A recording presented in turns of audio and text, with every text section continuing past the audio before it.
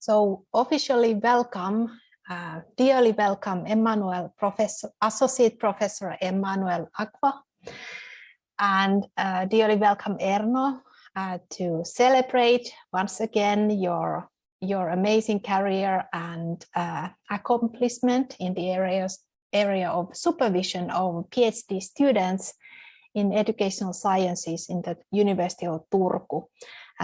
And today we will have a very special presentation by one of Erno's previous PhD students, and nowadays an associate professor in the Åbo Academy. But previously we have had already 16 of these ELOC events with different professors presenting, and you are free to use these in any ways you can imagine. And they are available in the YouTube and in the ELOC web pages. You can find details about these talks. But today the schedule is such that I'm now giving this a little bit introduction of the speaker of the day, and then he will give us a presentation. And after that, Erno and Emmanuel will be discussing about the topic together, and then we will have about 10 to 15 minutes small group discussions. Emmanuel has prepared us a very special question and topic that we can ponder together in small groups. And that part is not recorded, and then we will have a little wrap up and closing in the end. So today's talk will be about Western knowledge and indigenous knowledge in the era of immigration, which I'm really looking forward to. But first about Emma.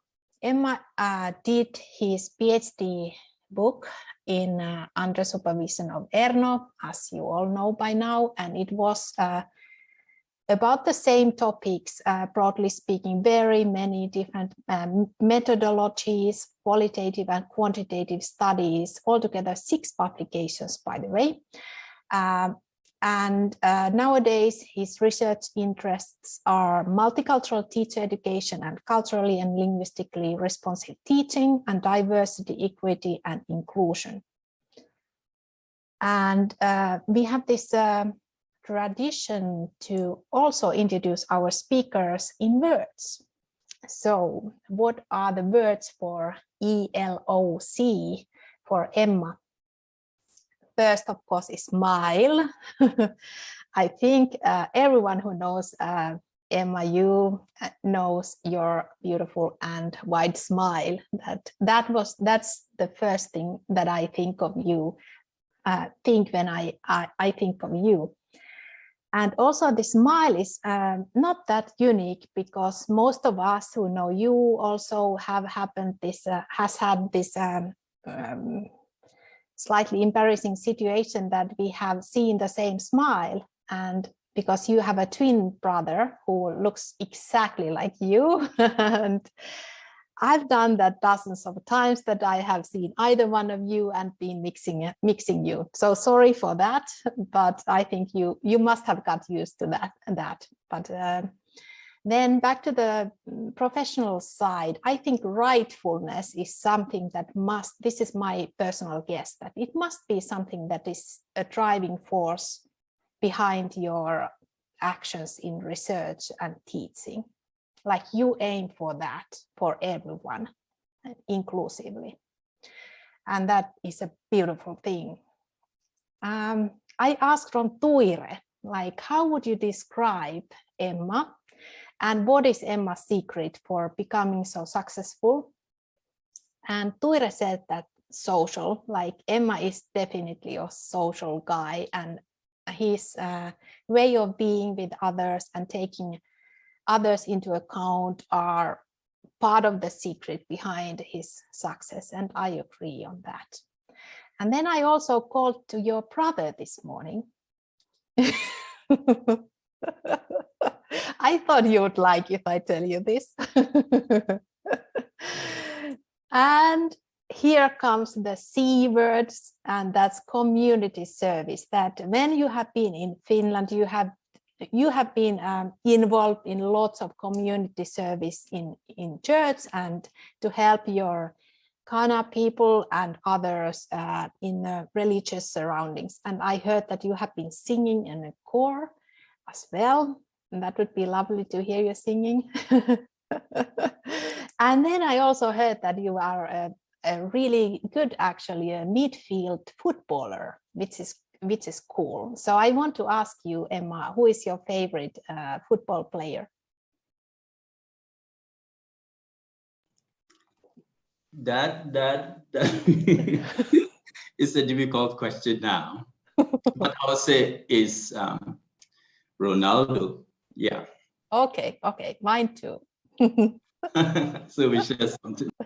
Okay, I might have said Modric as well, but like Ronaldo is great as well. Okay. So welcome, dearly, Emma, to present in this ELOC series. I think I'm going to give you now the floor. So you can now share your slides. Yes, thank you so much for this opportunity and for the nice word. We know you and we've been working with you and Elno, and it's such a great pleasure to see you. I wish this was in person, face to face, but still okay to see you online. Before I share my screen, let me say a few things about Elno before I share the screen, then I'll just be presenting. I never thought that what we are seeing today would happen. I came as a master's student from Ghana in 2007 to do higher education studies here. And you know what? The first thing I learned when I started at the Faculty of Education at the University of Turku is that you get to hear, oh, there is this one of the most famous education professors in Finland at the faculty. And so you're always looking out to see a glimpse of who this person is. And you see the name in the curriculum. He was going to give a course sometime, but it's in the far future. And we are always hanging around asking, is that him? Is that him? He was like this invincible person. And I must say that the first time I met him, I was struck. Very humble person, approachable, would talk to anyone. It was my dream already that, oh, it would be nice to somehow have something to do with him. I did not know how, but it was just my hope. And then after graduation with my master's in 2009, I was decently surprised when he agreed to be my supervisor. I never dreamt of that would happen. And he mentored me throughout the PhD, and I graduated, as you heard, in 2015. Thank you very much, Elno. And I wouldn't have wished or hoped that in 10 years, 15 years, I would be discussing with you, my supervisor, my mentor, and someone that has impacted me so much that you probably isn't even aware of. But here we are, and it's a privilege to really present a topic that reflects my own journey here. So I'm talking about indigenous versus Western knowledge, and that reflects my own experience. Having come from Ghana to Finland, I was put in a structure where I questioned my own knowledge. Did I know at all? Here was a system that was starkly different from how I'm trained to think and how to know things. And so you see that thread throughout this lecture. That said, it's a privilege, and I look forward to discussing with you, Elno. I would share my screen now. So welcome again, everyone. As is typical, I don't see anyone now. I hope you are all there and you hear me okay. Yes, we hear you very well. Thank you very much. So my presentation is titled Western Knowledge versus Indigenous Knowledge in the Era of Migration. And this is how I start.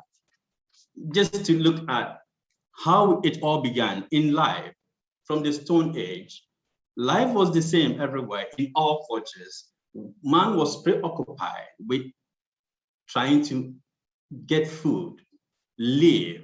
And so life was very subsistent, that we just have to interact with nature, come up with design tools that will help us get food, hunt and get food. This was somehow different, this process of knowing or learning to survive, to live, to have food, to know how to interact with the environment. Of course, it's different in different environments. And so we do not claim that this was universal knowledge. For example, I can see a huge difference between still what was happening in the West and in other places in the South, like Africa and Ghana, for example.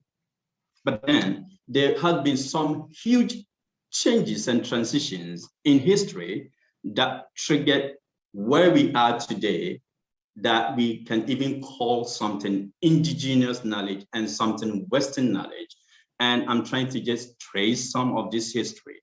So mainly in the West, and for that matter in Europe, two particular important movements changed this whole life that we used to, or they used to live. And one of them is the Renaissance. I believe you're all familiar with that. And the other one is the Age of Enlightenment. So during the Renaissance, which happened in the 14th to 16th centuries, we know that in Europe, there was this advance in arts, literature, architecture. And so you see, for example, this painting, the love, and you talk about all these artists that did all these wonderful paintings. That moment was a breaking point. Not to say that in other parts of the world, this big change hadn't happened. So in Europe, here comes this moment where people have really moved on right after the Middle Ages, and they are really designing beautiful houses in terms of architecture and other forms of art, music and literature.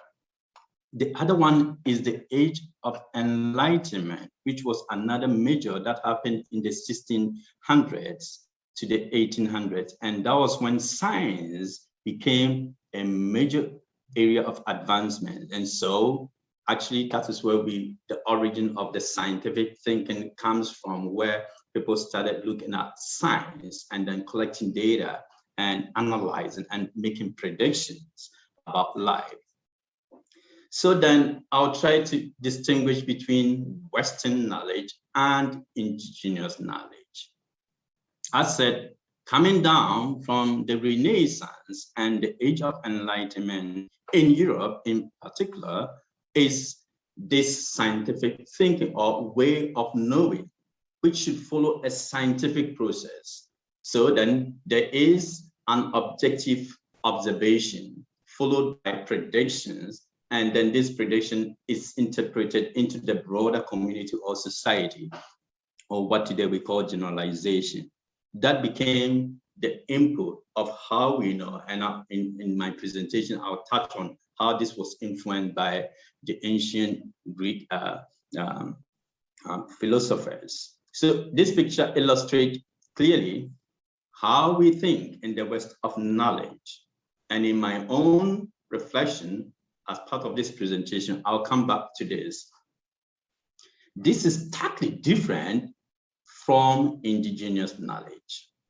And I like these two definitions because they actually also represent how I think about indigenous knowledge, not as what we call indigenous today, which is more like people who live based on religion and close to nature and do not even use technology. That is one aspect. But my conception of indigenous is really captured in the study by Acquah and Zeal and Chambers, specifically Chambers one. I love it. And he said, knowledge that deals with some aspect of the theory, but more of the beliefs, practices, technologies developed without direct input from modern formal scientific establishment. What you see, the picture you see here is a picture I've taken from online and is about kente weaving in Ghana. There is no formal education about it. Nothing is written anywhere. You learn this orally, by oral transmission. It is a very technical and technologically advanced skill that one needs to do this. Unfortunately, because of time, I cannot show you a video, but you can do your own search online about kente weaving in Ghana. I know they have similar ones about looms here, but it's really involving. And this is an indigenous knowledge because it is not documented. There are no scientific processes. There's no way of observing, testing, and predicting anything. One just learns it by seeing, observing the expert do it, and you learn it. And it's very intuitive what they do and how they design things. It's so lovely to stand and look what these men do their art. And like, I know Elno has a lot of expertise in research.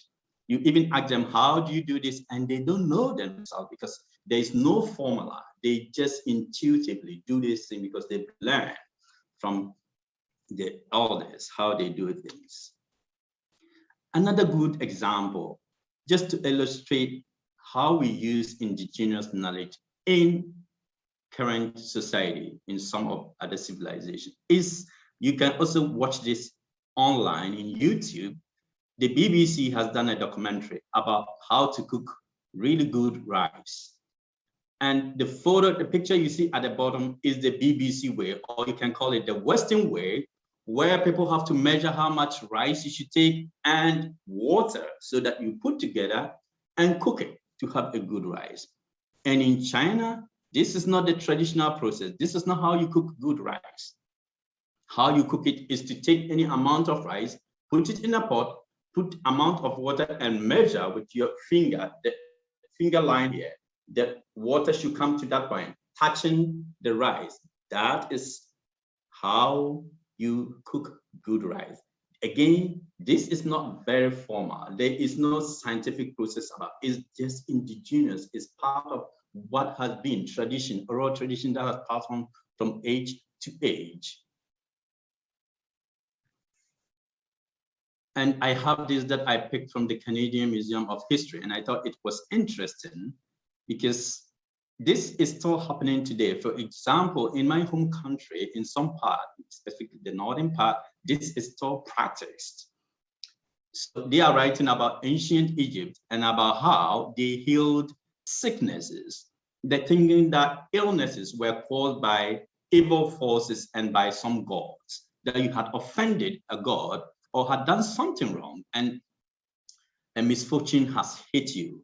In order to get healed, you did not have to take paracetamol or burana. No, this is not how you get healed in these cultures. How you get well is by consulting the healers, which is made up of priests and traditional healers. And they use amulet, just like is said here, and some other concoction like herbal medicine to cure you of your illness. And this actually is still practiced. It is indigenous knowledge. It doesn't mean that you cannot eat burana or paracetamol. You can, but they believe that is not the only cure.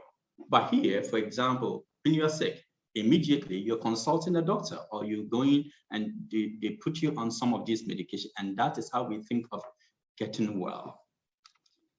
And yet, I will show you one more example. I have a short under 1 minute video that I just want you to see. I want you to pay attention to the subtitles. Again, it's the example of the talking drum. It's called the phantom drum, and this is from Ghana, my home country. In the olden days, when they wanted to communicate, the kings, we were ruled by kings. If the king wanted to communicate to the whole community, for example, I live in Barca, they did not go on the radio because we did not have radio stations to announce or broadcast. One person would just play the drum, and by playing this drum, they will send out information to everyone in the village. This is still practiced today in some communities in Ghana, and I just want you to have a feel of how it goes. Let me see, I have the video here, and I'll play it now. Hopefully you see it. If it's not working, Mina, you can just draw my attention. Yes.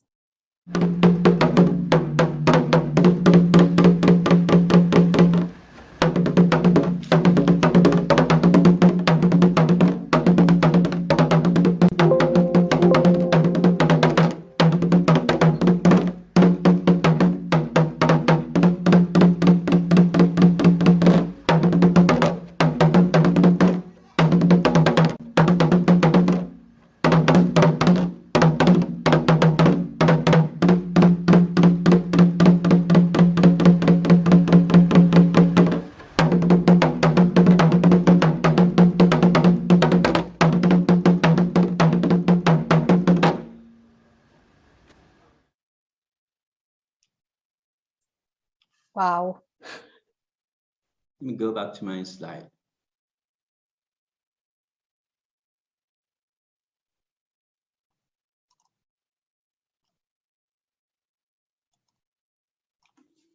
So that's just a typical example of indigenous knowledge. This message is packed. It has a lot of, honestly, I don't even understand it without the subtitles. And I'll come back to that. How we are losing all these important knowledge systems. But my daddy, for example, understand every word and every message from such a drum. And another example is that I use this a lot when I teach my students. I tell them, you know what, my daddy, regardless of my PhD, my daddy do not think I'm wise. He thinks that he's wiser than I am. Because, you know what, my daddy did not need to consult the weather on his phone to know whether it's going to rain today, whether it's going to be sunny. In Ghana, he can wake up in the morning, just look up in the skies and interpret how the day is going to look. And you ask him, how can you do that? And he wouldn't even tell you. If he tells you it's gonna rain, and sometimes they can be very specific. By 12 o'clock, it's gonna rain, and it will rain right at the time. It's sometimes a mystery to understand, but this is indigenous, is based on consistent practice and learning about how the skies, the heavens, and where to see the cloud, where it should be before it rains.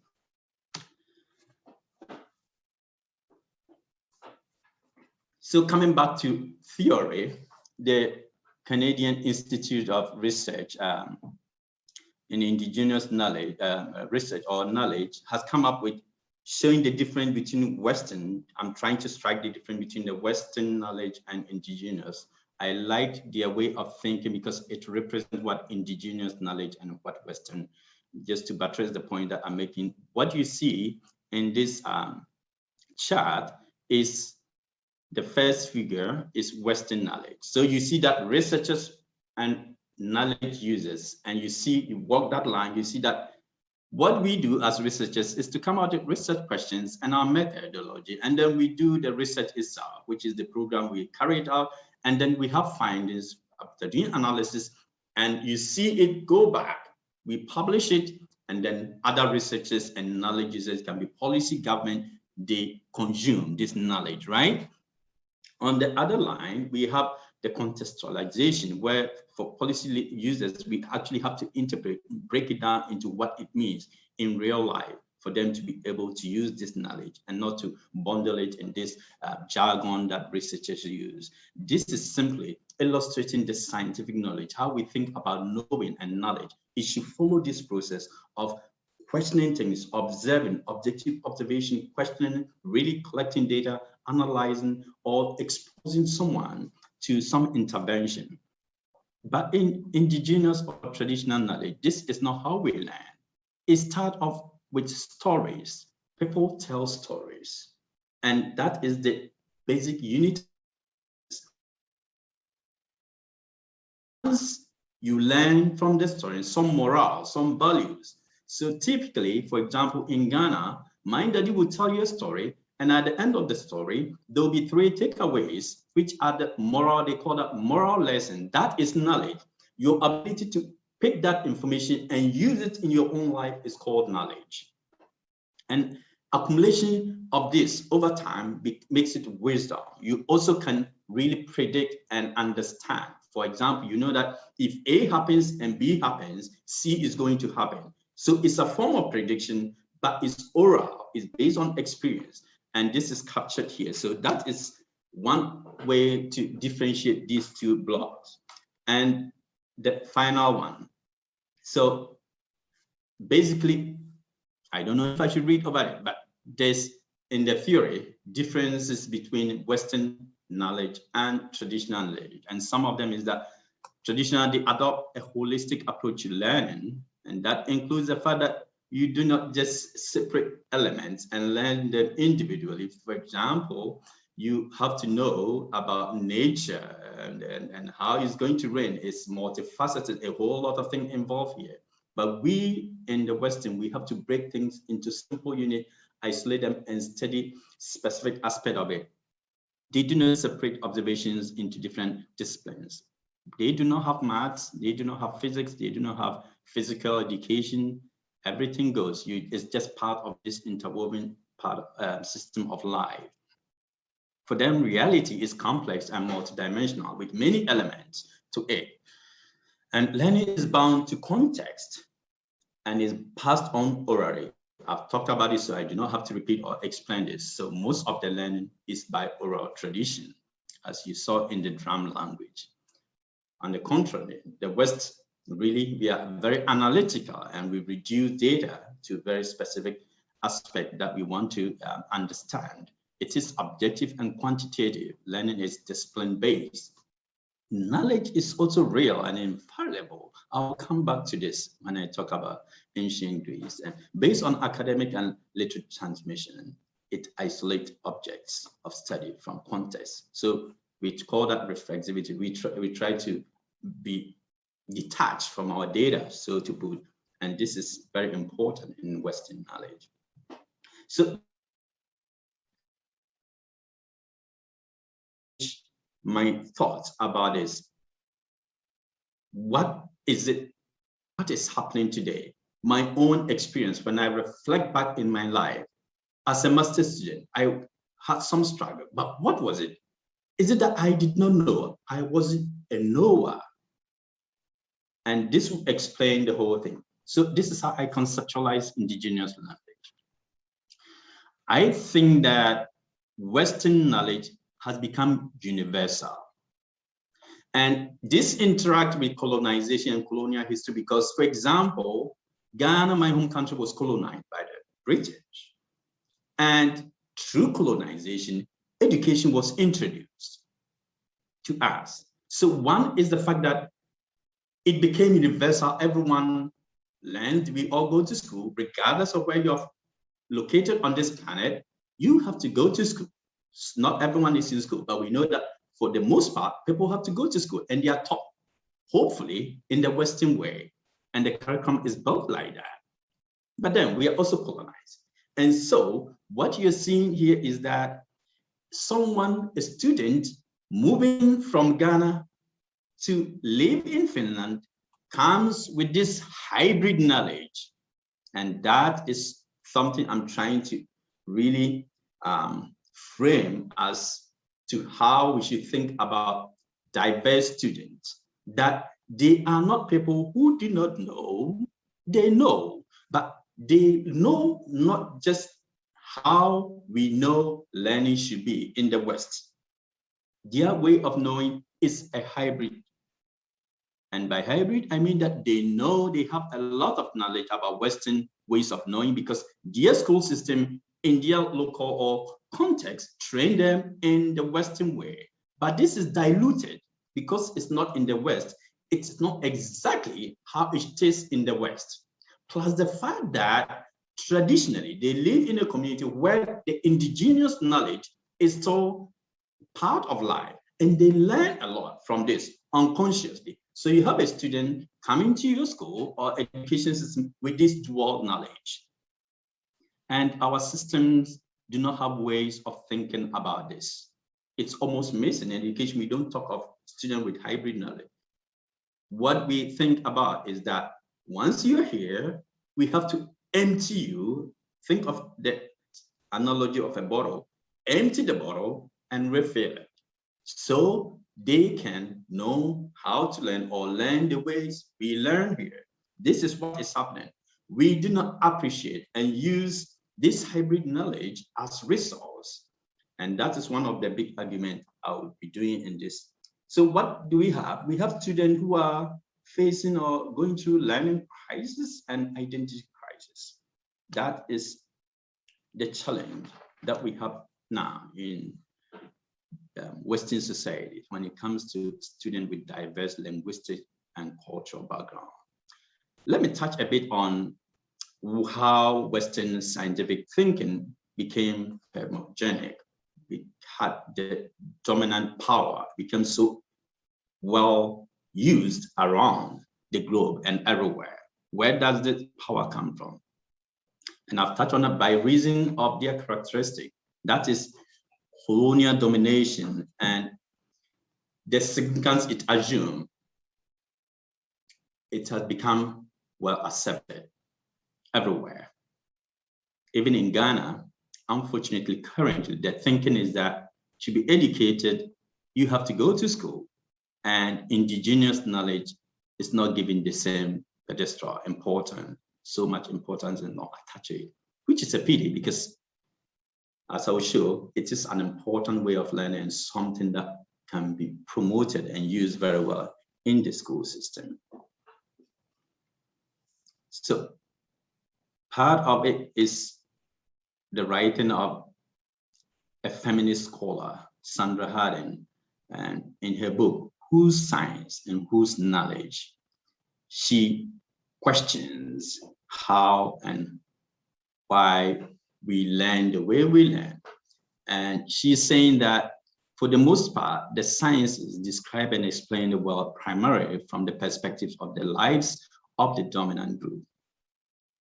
Simply saying that how we think about how we know or what knowing is basically driven by the thinking from the West. And other cultures, other civilizations are not represented in this way. So when students that come from diverse cultures come here, it's not just linguistics, it's also cultural. And I'll come back to that. So just to touch on how did we even get here? Why is Western knowledge what it is? Where is its origin? And the literature says that the ancient Greece, and particularly the writings of Plato, influenced modern Western thinking a lot, specifically what they call the dialogues. One of them is called the Republic and the Titatus. He writes that knowledge is attainable, and I've bolded it because the word attainable, something you can achieve. So knowledge should be something you work towards attaining. He also made the claim that knowledge is infallible, or it must be infallible, and it should be real. And these keywords will play back as we move on. And that true knowledge must possess both of these characteristics. And you will see that when you start looking at the scientific process, Western ways of thinking, it's heavily built on this idea of knowledge should be objective, infallible, it should be accurate. And we, in statistics and everything, we are so much influenced by this way of thinking. So in particular, his writing in the Republic influenced Western education. And here I give specific examples here. So in the literature, this is called epistemic monism, where we just come to the place where there is one form of knowing or one way of learning or one way of education. The only way to have an educated mind, an educated person, is the Western way. We have to follow that school process in order to become educated. All other forms of learning are not regarded as forms of knowing, and that is it. For example, indigenous knowledge is now a subject of question. Do we really recognize it as a form of learning? And in particular, he uses the allegory of the cave, and you can read that. I wouldn't repeat, it's a long thing, but simply in these are people who are imprisoned from childhood and have never seen light. But there is an opening in this cave where the sunlight goes in, but they are facing the other side of the cave and they do not even see the light. And there's a line, and he illustrate progress. And many writers, scholars have said his illustration of the movement from the lower part of the thread to the upper part or the higher part illustrate progress and progression in knowing or progression in education. How we become knowledgeable is a process. And he says this process is not automatic. It needs effort and mental discipline. Another important word to remember, the emphasis in education. You need to learn, you need to read articles in higher education, you need to produce some text in order to pass a course and to move on. Effort, mental discipline, these are crucial when you think about how we learn today. And so he insisted on the importance of education, that education can train people or the minds to become knowledgeable people. I have this slide illustrating how Plato's ideas have influenced Western education. For example, we have assessment, we have challenging tasks, zone of proximal development, curriculum, high-stake exam, we have textbooks, we have grade level and school transition. People have to move from grade 1 to grade 2. This tells you about progression, right? You have to progress, and it requires mental effort. It requires some really discipline. They don't just push you through the system. You need to pass some criteria. It can be high-stake exam, it can be anything. In Finland, exams aren't so popular as in other cultures, but still, students have to merit moving on to the next stage. And we do this through following a specific curriculum, which is rigid, aimed at specific values, aimed at training people to become specific individuals that hopefully can be good citizens and help society. So in the Pedagogy of the Oppressed, Paulo Freire, a book I love so much, and that has also informed my way of thinking about education. The publishers for it, they said, our own technologically advanced society, to our detriment, had to program the individual, especially the disadvantaged, to a rigid conformity. And thinking about the curriculum. For immigrant or diverse students, if you move into a Western culture, it is very rigid. There is a standard, there is a set in place ways of learning, and you just have to follow that. So here is the challenge, and what epistemic monism looks like in our classrooms. One is uncritical monolingual practices, where I've heard unofficial and even through data collection, where teachers and policymakers say, you are in Finland, you have to learn Finnish language in order to make it in our school system. So it's monolingual, no room to use, even think from your own mother tongue. I have been in classrooms where teachers complain when there are 3 Somali girls sitting and talking Somali. It's such a big deal and so uncomfortable and so uneducative, they cannot do that. Teachers do not allow them to even think from a language that they are proficient in to the second language. This is not a good practice. But we know from the scholarship that this is actually very good for the student, that we give room for them to really think from the language that they have as their strong language to a second language. Uncritical monocultural practices, right? You can take any textbook. It can be in any country. Just take any textbook, maths, history, or any. Look at the illustration, the pictures. Look at the message and what are the emphasis in these textbooks. Currently, one of my PhD students is looking into Finnish history books and representations of minorities and these the curriculum and books used in schools. Very interesting findings. there is nothing. So culturally, people do not see themselves in the textbooks, but yet we expect them to understand. Now again, I use this another example. Growing up, you hear, let it snow every Christmas, this Christmas, let it snow, let it snow, let it snow. I was born in Ghana, had never seen snow. How would that make sense to me? Christmas, and this is what I'm used to, right? It makes no sense to be living in Ghana and to be listening to a song talking about snow. For a Finnish kid, this makes a lot of things because I still have snow, patches of snow outside. If I look outside, this is what we're talking about. Cultural practices, deficit perspective.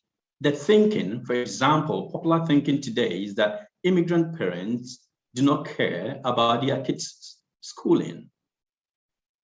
We do not break this down into the complex society and the challenges that parents face. We simplistically just blame them for not being interested. And of course, lower expectation of teachers about these students. So our immigrant student square pegs in round holes, and this is another framework I'm designing. Simply how you read it is the rigid Eurocentric curriculum. And coming back to immigrant students as students with hybrid knowledge, who have both, they bring both Western, some form of Western knowledge and indigenous knowledge to our classrooms. How do we use this to the benefit of everyone? They bring diverse knowledge and histories, different learning styles, and different experiences. These can either be seen as resource to promote or foster learning, or it can be used as something that we do not want. And the system doesn't see this as resource currently. This is why we have these challenges listed here. And school dropout. The data will show you immigrant students aren't doing well. So how you read this is you can look at the left, the chart there. This is OECD, the recent OECD data. And green is non-immigrant student, and blue is non-immigrant student, and green is immigrant student. So you look at some countries, we can see Finland as one there, and comparison of the gap between immigrants and native. So you see a huge gap. Currently, Finland is at top between immigrants and native speakers in terms of science, reading, and mathematics performance. But you see other countries there as well. This gives you a clear situation of what is happening in our school system. Immigrants aren't doing well in schools. They are not performing. They are lagging behind. But what is the cause of this? We need to really get to the root of it. And that is one thing that we're thinking about, why we should start thinking about how do we really think about indigenous knowledge, the knowledge that cultural knowledge that students bring to the classroom, how can that be used as resource to support their learning? And then on the other side, you see differences in performance between native and immigrants. And when you account for socioeconomic and status. And clearly, you see they have all the disciplines there, science, reading, and mathematics. So you can read that for yourself. And you look at the comparison between 2006 and 2015. And for example, when you look at reading, you see that it's really gone up in 2015. But the message here is that immigrants aren't doing well in school, and it's clear, and it's not just Finland, it's all across the OECD countries that they are lagging behind. This talks of low performance, actually below level 2 in science, mathematics, and reading, quite low level. Non-immigrants, green, immigrants, look at the gap. Most of our immigrant students, their performance is below level 2 in science, reading, and mathematics. This should be a source of worry. Look at the other chart on your right is about enrollment rates in upper secondary education. Then green is non-immigrant and blue is immigrant. They are not enrolled as they should be. Again, school dropout, some are not in school at all. Is this a good trend for us? Here is data from my research with my research group, something that we just submitted to be published, where we actually interviewed preparatory teachers that work with immigrant students, and we wanted to understand some of how they work with them, but also the challenges they face. And so this excerpt is picked from one of the interviews. The teacher said, the biggest problem with the student I have is probably like study technique, study skills. Since we are used to them, the largest problem for us is like to instruct them, to get them to understand how to do the exercises. That's probably the biggest problem, I feel like. And clearly what this teacher is saying, that students face challenges, and it's based because they've entered a different system of learning, ways of thinking about learning and how we learn, including the practices. And the example is clear. How do they even do exercises? And like I mentioned, sometimes I reflect on my own time as a student and my struggles. I would often ask myself, do I even know simple things I was struggling with? I did not have the words for that then. All I thought was that I didn't know. Was that the case? I don't think that was the case. I wasn't just somebody that did not know. It was about the system, the different ways of learning, the different material, and how we think about learning was completely alien to me. So these are some conclusions from the data that we just looked at. So we do see that Western normative ways of knowing and school system disadvantage immigrant students. There's this important conclusion that, and this is backed by literature, that school failure is not an attribute of an individual student, but the education system. So we need to actually ask ourselves, why are immigrant students not doing well? If it's not an individual attribute, but it's about the system. It goes back to ways of knowing. How do we know? How do we think about knowing? And the rigid structures put in place to train all students. And a big part of my presentation would argue that we need to use culturally responsive teaching practices and epistemic pluralism. And in this few slides, I'll talk about that. Let me look at how much time we have. 50. So we have very limited time now. This is one of the scholars whose work has influenced me, and I'll highlight a few things and link it to indigenous knowledge. So he talks about to actually educate students who come from diverse linguistic and cultural background, we should approach it from the cultural knowledge, prior experience, frames of reference, performance style. These keywords clearly points to cultural knowledge. It's about indigenous. What knowledge do they bring? Hybrid knowledge. Again, let's take into consideration that these students bring hybrid knowledge. This understanding will help us know how to support them. We should think about their prior experience, which is linked to their knowledge.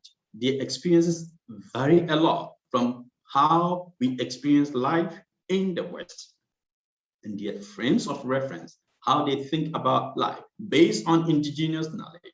Basically, the example I gave about the BBC, I do not cook rice, taking a measurement and looking at how much rice this is and how much water I should take.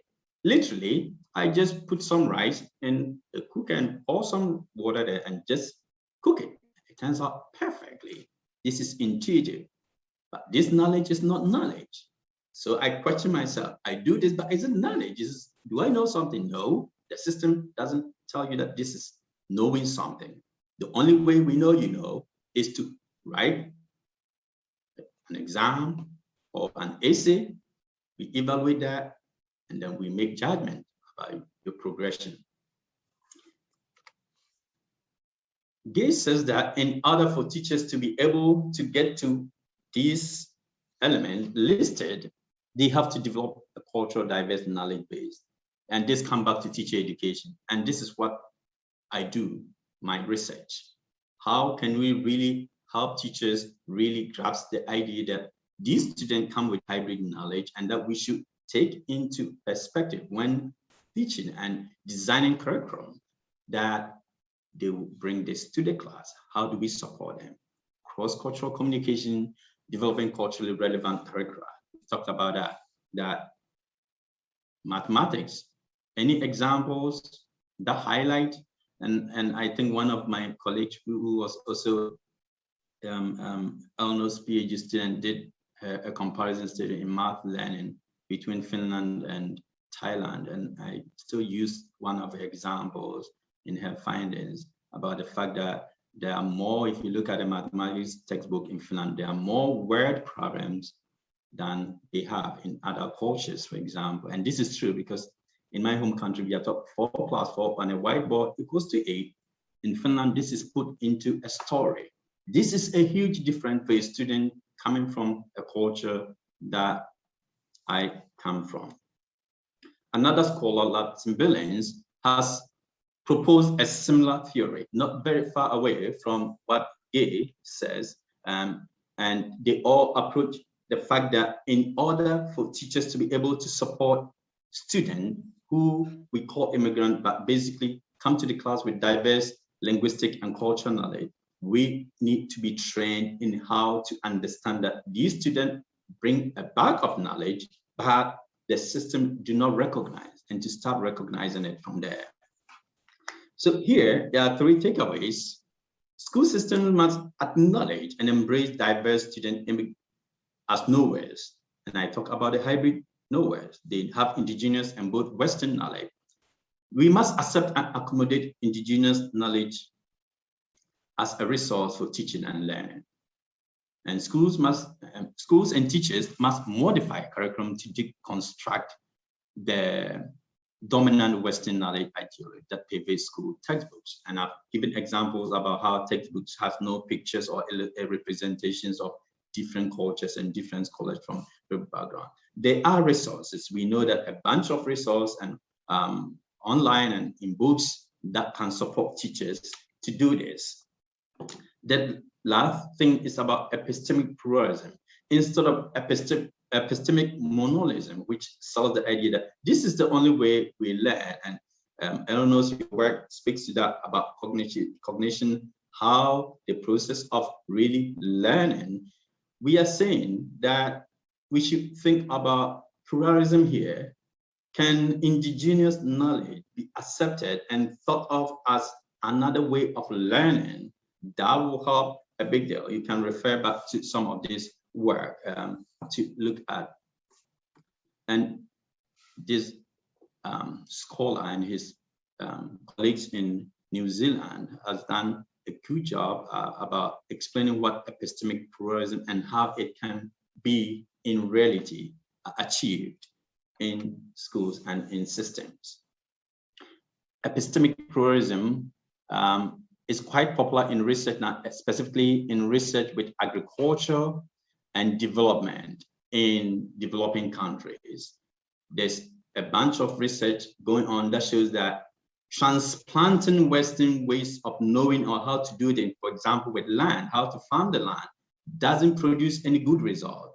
It is beneficial to really work with the local farmers, learn from them about how the soil is and what they know about seasons and how things work. Doing that produces the best results. So there is a lot of push in development studies and in agriculture and biodiversity about accepting indigenous knowledge as ways of knowing, because they are rich. We know that they are very close to nature. They understand nature and how nature works. Example in Finland is the Sami population. We know they are very close and very religious, spiritual people who work closely with nature and respect nature. I have this excerpt just to show you why epistemic pluralism is necessary in education. And this is a true story. Robert Lake is a scholar. He's an Indian, native Indian in the US, an educationist, a professor in one of the universities who had a son in school. And this son being treated as non-knower. I'll give you just 2 minutes to read so that we'll wrap up. I don't want to read this whole thing, but just quickly walk through it. A letter from the father to the teacher of his son.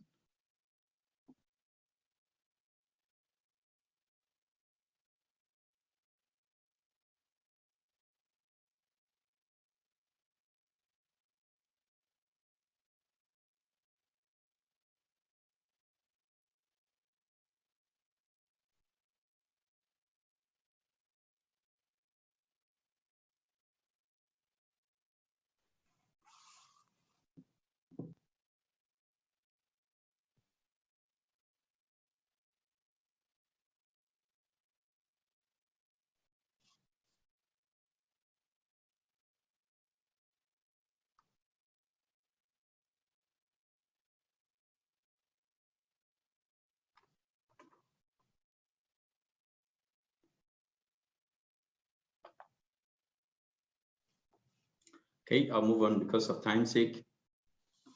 To conclude, we know that knowledge is not homogeneous. No one personal authority or social group knows it all. And culturally responsive teaching are humanizing pedagogy. They only show humanity. My own research has shown that students do not, the one thing they take away from your class is not about all the content, it's about how you relate to them. And that is an important place to start. Learning is not about monitoring, about compliance, which is what the policy is now, because diverse students are almost monitored. And the need to diversify the dominance of Western knowledge as gatekeepers of the truth. And I'll conclude by sharing this with you. We all know, I think we are all familiar with this picture. The message is that we should be bold. Western education and Western knowledge should be bold to accept that there are other forms of knowledge and it's okay to give it a try. And she said, there is always light if only we are brave. We should be brave to go ahead and accept other versions of knowledge in our school system. That is the only way we can be very supportive and provide equal opportunity. Thank you very much. This has taken more than I thought.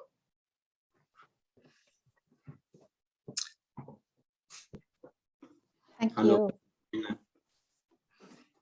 Thank you, Emma. And now it's time for you and Erma to discuss about this yes. topic. Thank you very much, Emmanuel, for your extremely interesting talk.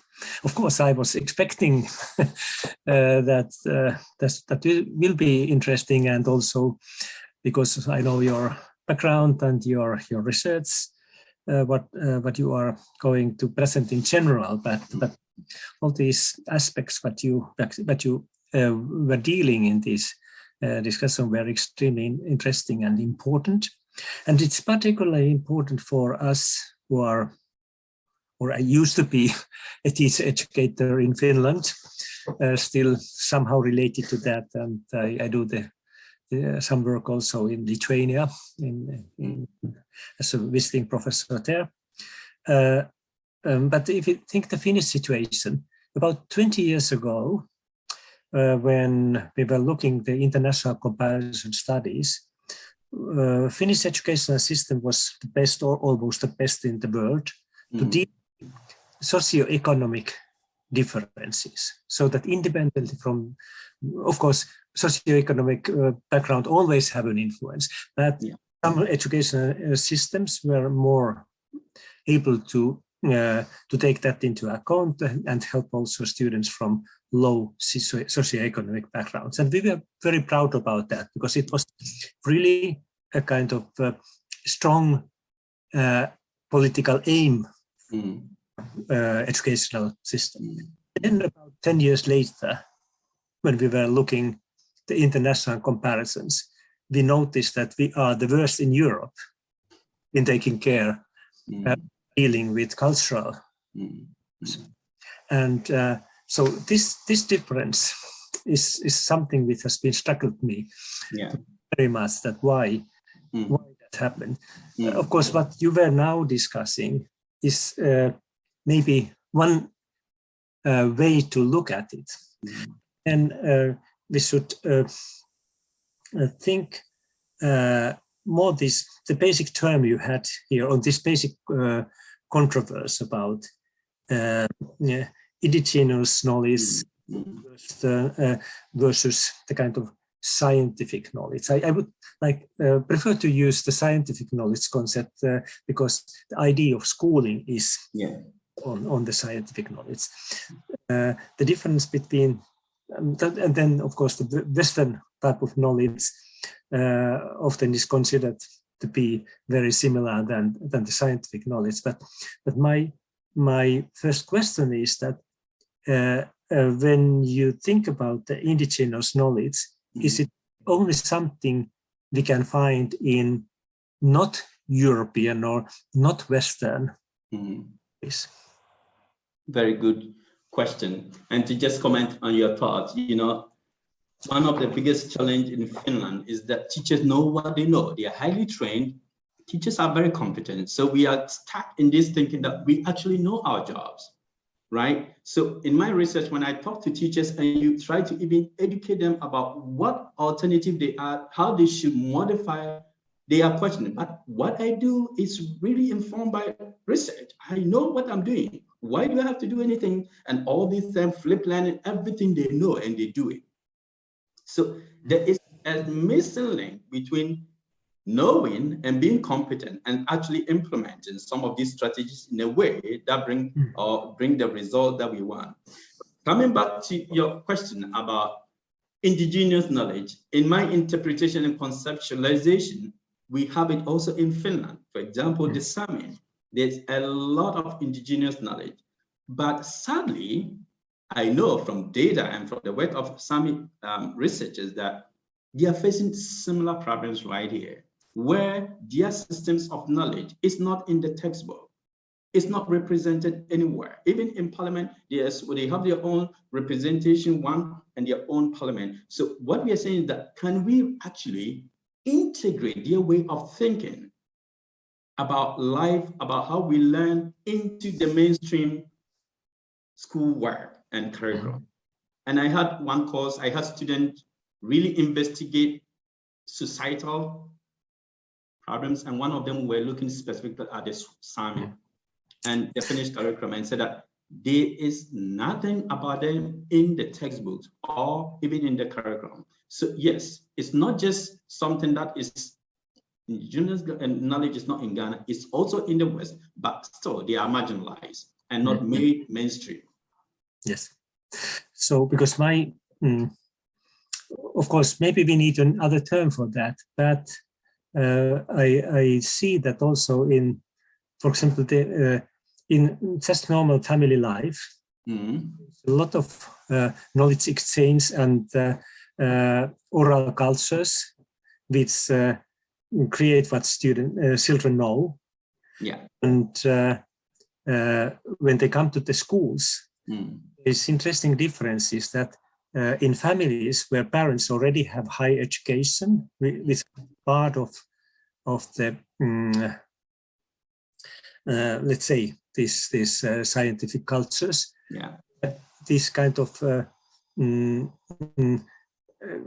cultural knowledge, the local cultural knowledge mediated in families, it's very close to the school the idea of knowing. Whereas I think it, particularly earlier, it has been in less educated families, relatively far away from that. And that is something which we in a way were aware in the Finnish educational system. But this has not helped us to deal with it helped us to deal with the socioeconomic background differences, but it helped in dealing with these cultural differences. And this is very, very, very interesting question why that it is. So that maybe we should, let's say, do more. Just understand better the variations in the indigenous knowledge. But let's take your own kind of learning history. When you moved to the formal educational system in Canada, I guess that was the first conflict between indigenous and at least somewhat scientific culture, or this Western culture, because I have understood that the education system was very much influenced by the British system idea of education. So a few things here. Yes. One is, I was reading actually today, I was reading Bell Hooks' book about teaching to transgress. And there's an example that speaks to my experience. When I moved to Finland, for example, and I often got the complaint from my teachers that he doesn't say anything in class. He's always quiet. Yes. And this is interpreted to me, you are not engaged, right? But for me, it was a clear, in my culture, you don't talk in class. If a professor is talking, you just sit, listen to them, lecture you, and you walk out. In fact, you write down every word, so you repeat it in an exam. If not, you fail the exam. Here was this culture where you have to contribute. And I then questioned myself, do I know? Because you have all these colleagues coming from the US, other parts of Europe, who are used to this culture of talking, and they are talking a lot. And they have command over the English, and then you have to process, because often when I shared even example in class, it was based on my knowledge of my culture. Some of them were interesting, but oftentimes you also see that it was off track. You got that impression. Your example, it doesn't hold water here. And that also affects your self-image and who you are. So yes, there is this conflict. The other example I'll share with you is the language. I mentioned the English language. Because of colonization, my mother tongue is not English. I learned English just like my Finnish colleagues learn English. And so you grow up really going through academic scholarship in a language that is not your mother tongue. I was brought up in Ghana in a city where my mother tongue is not spoken. Yes. English, I was taught in English. The only time I got to practice my mother tongue was my daddy and mommy, who spent very little time with you. I grew up not knowing my own mother tongue, not knowing the language of the community where I live because they spoke a different mother tongue, and in school did not have competent teachers, so I did not learn the best English. So where do I think from? And here I am learning to compete with all these scholars. We have to write articles, right? And publish. Where does the competition lie? So it's a constant struggle for people like me to really navigate this whole academic world and the Western system, like this is the scientific knowledge. Maybe I can add more, but maybe you might want to comment. So these are clear examples of my own stories, and it is a constant struggle. And if you ask me where I am, you see, I'm divorced from my own indigenous knowledge now. I learned that I have to really embrace completely, 100%, how you think in the West in order to be able to fit and actually make it academically. Because there was no chance, no accommodation for my ways of thinking and my ways of reasoning, right? To the extent that if in research meetings, when I even jokingly make references to how I think, people took it serious to mean that ethically it was misleading and you cannot even say this because it's unethical. And these are some of the experiences I've had through this journey. Yes. So now something which is related to that argumentation you had about this importance to take into account this indigenous knowledge of people coming from different cultural environments is that is related to something we have tried to understand better now when we study learning of mathematics. Children, when in the regular environment, they have learned to use sometimes informal mathematical knowledge, a lot of in the everyday environments. But when they come to school, schools do not recognize that at all. and to try to bridge, to create a bridge between the formal mathematical knowledge and this everyday mathematics what children have. This kind of problem seems to be there also within a culture, but then I can believe within one Western culture, but I can believe that it's much bigger than when we look at the Western educational system and non-European cultures and where students are coming from.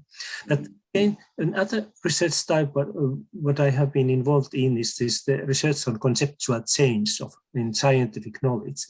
And earlier the way of thinking was that but people do have these initial naive concepts, and these are replaced scientific concepts. And the basic research of learning many of those scientific concepts where we know that people have a lot of misconceptions and where they have to carry out this conceptual change, is that the initial concepts are not replaced, that the so-called coexistence of the initial concepts and scientific concepts.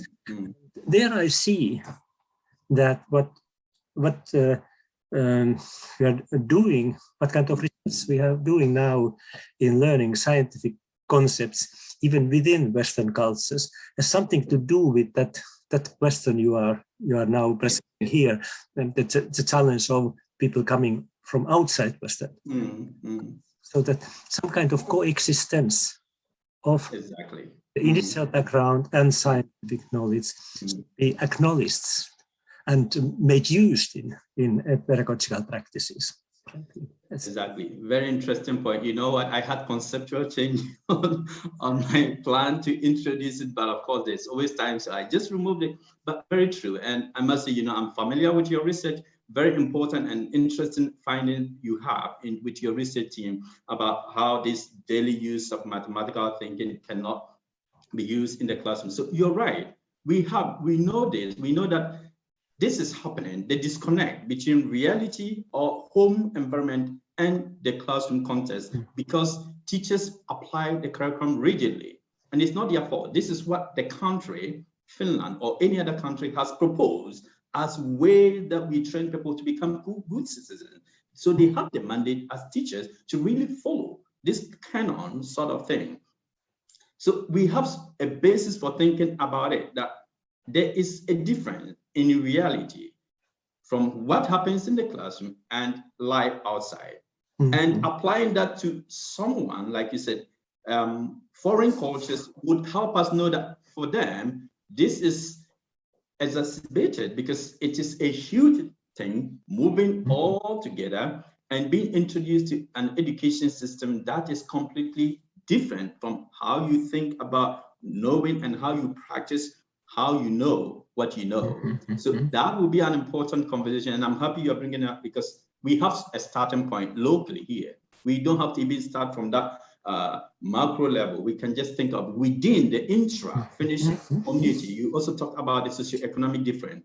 How do people from different socioeconomic background really do in classrooms? And we know they do not do the same. Because if your parent is a lawyer, if they are professors, these students learn rich language, Finnish language, compared to a student from a broken home.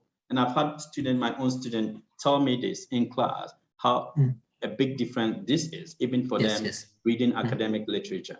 Very interesting discussion, yes. It is, yes. So a few minutes earlier, you made a very interesting comments, which make me think about the situation of many immigrant families who have lived in Finland already sometimes. That you have divorced from your indigenous knowledge, so that this is not anymore kind of present in your current situation, so at least not so strongly at this. But isn't that the situation for the immigrant families who have moved to Finland and lived here a couple of years? So that and now what is the challenge of these families? Because now they can't anymore support the development of their children with the help of that indigenous knowledge. Because this is related to what we discussed a lot about 30 years ago, or 40 years, or even 40 years ago, about Finnish immigrants in Sweden.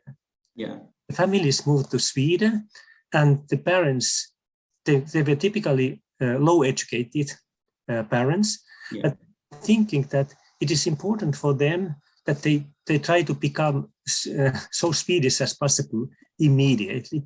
And then they stopped talking Finnish to their children and started to communicate with them with bad Swedish. Yeah. And this was very harmful for students' language development in general. Exactly.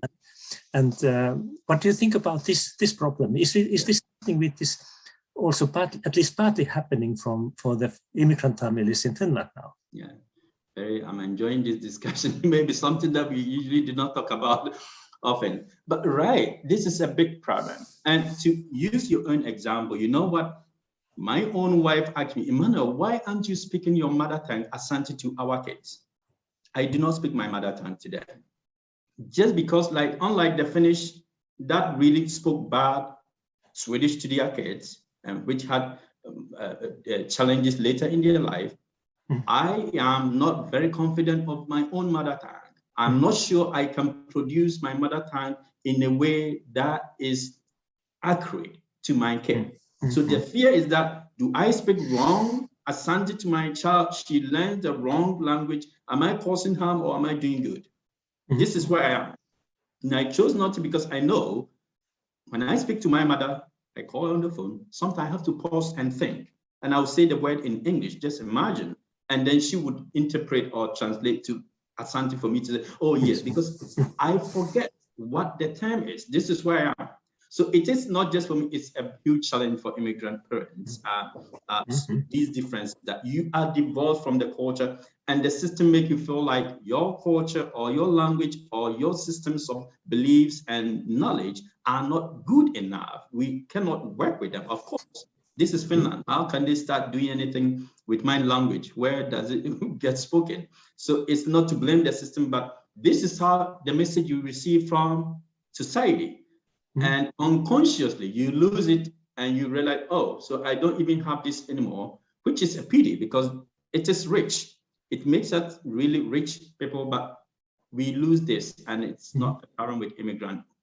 So we are lost. I usually tell my student, I don't have a language to think from. Sometimes I'm very confused. I don't know who I am because I'm not a Finn, I'm not a Ghanaian, I'm not English. So who I am. Of course, I think that many people have that in current world, because people are moving and start create a life in new environments, and often parents come to different cultures and so on. So that there are new challenges for education for sure. So and the way you have started to deal with them, I think it's very promising and important approach. I wonder, would this be a good moment to go into breakout rooms and discuss in small groups about the question that you